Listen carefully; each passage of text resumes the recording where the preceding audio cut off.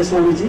Kindly refer the DVD learning session regarding the engrams, recording in unconscious mind. The doubt one, is it necessary that one's conscious part of the mind closes and one becomes unconscious for recording the engrams? Yes. If yes, during the physical accident cases, during emotional turmoils or suppressions, pain, etc., we still remain conscious, within bracket hopefully. No, you are not remaining conscious. If you remain conscious, you will not have the trouble. You don't remain conscious at the time of pain, emotional turmoils. If you are conscious, you will not have the pain or emotional turmoil. Why do you have emotional turmoil? You know it is wrong, even then you are not able to control. Means what? You are unconscious. That's why it is getting recorded. Next. So that means we are not aware. Okay. Doubt 2, Swamiji. Like samskaras, can you kindly clarify karmas, there is a bad one's effect on engrams?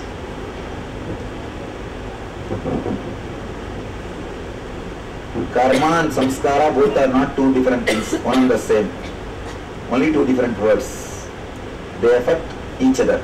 They are one and the same. When I say the word karma, long term, samskara means short term, that's all.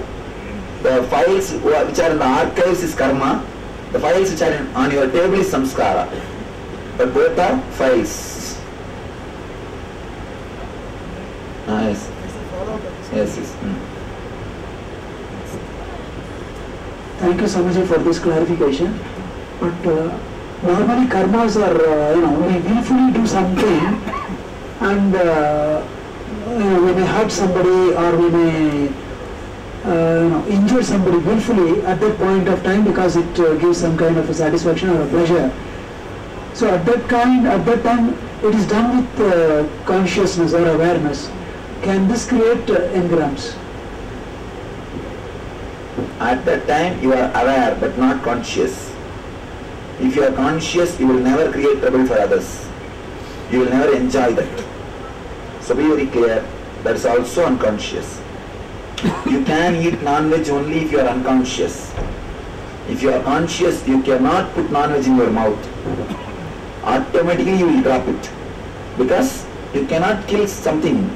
You cannot injure somebody if you are conscious. It can happen only if you are unconscious. Thank you. Why can't some people reach their master?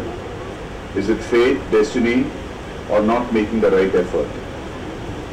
Not make the right effort is the right answer. Not making the right effort is destiny. That is their fate, what to do. So all the three are one and the same. Not making right effort means their fate. And that is what is their destiny. Not making the right effort is the right word. Why they don't reach the master? In the case of Ramana, most of the teaching was done in silence, the silent communion, and the questions were answered. So is it that in most of our cases also, if you just keep our mouth shut, the questions will get answered? First thing, that Ramana, in most things are answered in silence is wrong. If you read the intimate reminiscences, they all say that he is a great talkative guy. Only when it comes to spiritual questions, he will be silent. Because he knows answering spiritual questions is not going to work. Otherwise, he is a very talkative person. That's the first thing. Next thing, by you keep shutting your mouth will not help. You should open your mouth, then I should tell shut up, then only it will work. You should open your mouth, then I will tell shut up, only then you will have the answer and you will grow. That is the way it should be done. Directly you shutting up will not work. That will not help you to grow. You have to open, I have to tell shut up. This is the way the drama has to happen. Next. I think I'm going to answer like this. In future I will have 2 sessions. One is question answer session, social. Another one is question answer session, Zen. And I will say, see, I am going to publish 2 books. Both the books will have same questions. Your questions, your answers, you see the title of the book will be your questions answered. Subtitle is as you want. And another one book is your questions answered. Subtitle is as I want. I think we should have 2 books. Same questions, 2 answers, 2 books. As you want, as I want. Since you mentioned that Satori is the glimpse of enlightenment, and when one isn't fully in a total enlightenment state as you are, where the body-spirit relationship is very fragile, but in lower levels of that, is it still something that is dangerous in terms of letting the person be in Satori in bliss, or is it something that needs to be taken care of? About others, or you are asking about me? I'm talking about others. No. It will not. There is no danger. Even if a person gets Satori, he will not leave the body and all. It's not danger. When real Satori happens, he will become more strong. He will be just fresh and alive. Really, when you reach that state, you will become only more responsible. This is just an atomic power station. Inside an atomic power station, what happens? 10 times more will happen inside a master's body. And still it is moving. Completely balanced.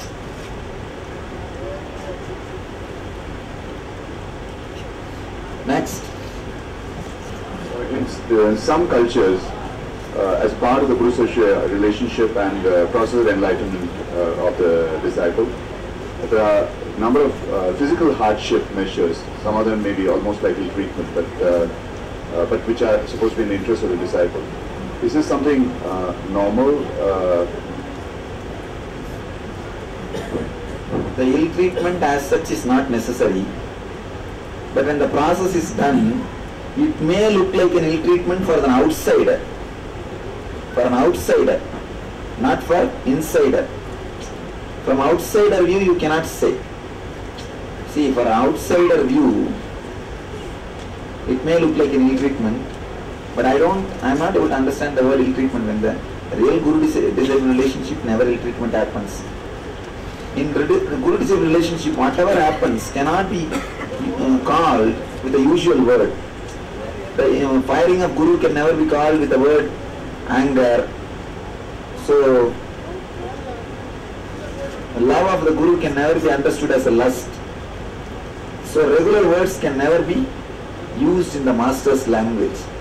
Whatever happens between master and disciple can never be addressed with a regular social word. That's what they say, between master and disciple, whatever happens is totally different, otherworldly. So you can't even use the word ill treatment or all these words has no meaning. With masters, the dictionary is totally different. We should have 2 dictionaries in the world. One is Oxford, another one is master. So Oxford dictionary cannot work for the masters. So can you explain the concept of Diksha as it's, and also Diksha leading to enlightenment? Diksha means transmitting the experience which happened inside him to a disciple without the use of any technique. In our system, healing is the only initiation. All other things are initial level teaching. ASP or NSP, everything is a teaching. Healing is the first initiation I give for people. So in that, I straight away transmit the experience to the people without having any technique in between me and him. So healing is the only initiation. Initiation means, Diksha means transmission of the lamp. A living lamp catches or gives fire to another one lamp. A lamp catching fire from another living lamp is what I call Diksha. In our system, healing is the only Diksha I offer. Of course, Sannyas Diksha, Ashramites I offer, that is different. Acharya's initiation, that is not different. The first initiation I give is healing initiation only.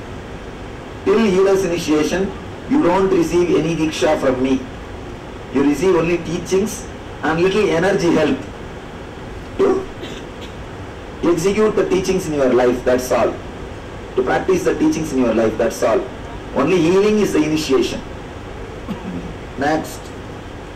Once the Diksha is given, the assurance of enlightenment is given to you. Once the fire is put, today or tomorrow the whole has to burn. If it is 100 bag cotton or 200 bag cotton or 1000 bag cotton, once the fire is put, all the cotton has to burn. Diksha is the assurance that you will become enlightened. It may take little time based on the stuff which you have collected, your property. It may take little time, but it's a assurance once for all. You have to, you will achieve.